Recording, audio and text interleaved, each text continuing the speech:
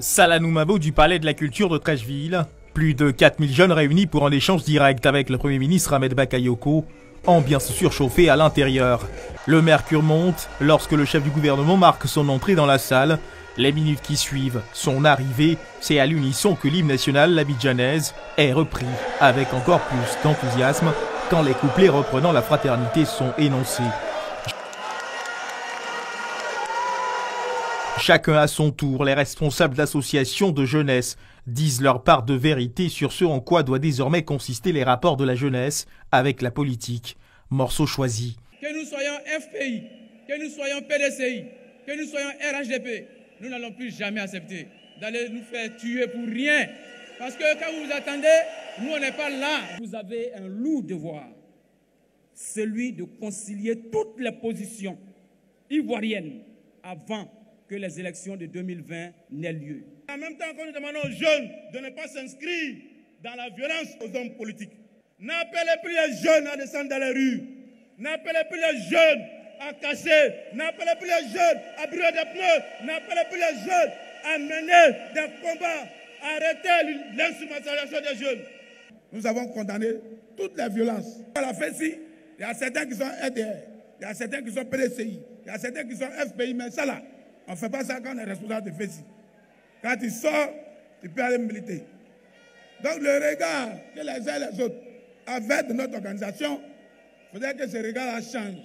Dans un langage direct, franc et familier, le chef du gouvernement Ahmed Bakayoko s'est adressé aux milliers de jeunes présents au Palais de la Culture ce jour.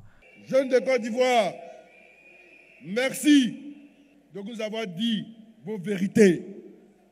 Vous et moi, on se connaît. Ce n'est pas d'aujourd'hui.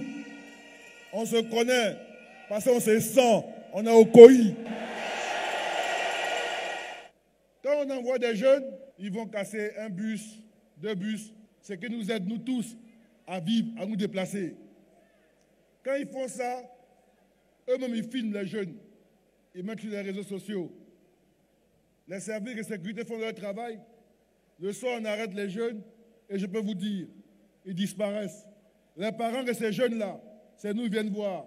Ou leurs camarades, c'est nous qui viennent voir. Mon fils est en prison, il faut le libérer. Mon fils est en prison, il n'a pas à manger. Ceux qui l'ont mis en mission ne sont pas là pour l'aider. Ensemble, jeunes de Côte d'Ivoire, on doit dire non à la violence. Merci de nous avoir égrené vos préoccupations.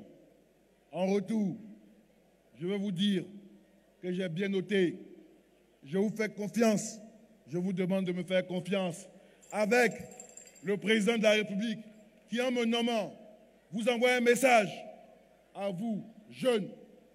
Je veux vous dire qu'ensemble, nous allons réaliser quelque chose de fort qui va bénéficier à chacun de vous. Au Premier ministre Ahmed Bakayoko d'ajouter: si chacun veut se lever pour dire « je ne suis pas d'accord avec toi », je ne suis pas d'accord avec ton interprétation du droit, donc je vais manifester, je vais casser, mais alors on aboutit au désordre. Et vous me connaissez, je suis un homme d'un grand cœur, mais en même temps, je connais la fermeté. Nous n'allons pas laisser prospérer le désordre. Et je compte sur vous. Je lance un appel à toute la jeunesse de Côte d'Ivoire, de tous les partis politiques, quels qu'ils soient. Être d'un parti politique différent ne doit pas faire de nous des ennemis. Nous sommes d'abord des frères, des amis, des Ivoiriens. Pour vous dire que mon premier travail, ça va être de vous donner des opportunités. Des opportunités pour vous réaliser, construire votre famille, avoir votre maison, être bien dans votre tête. Et c'est ainsi que la nation pourra reposer sur votre force et votre énergie. Ma nomination à la primature est une opportunité pour chacun de vous, croyez-moi.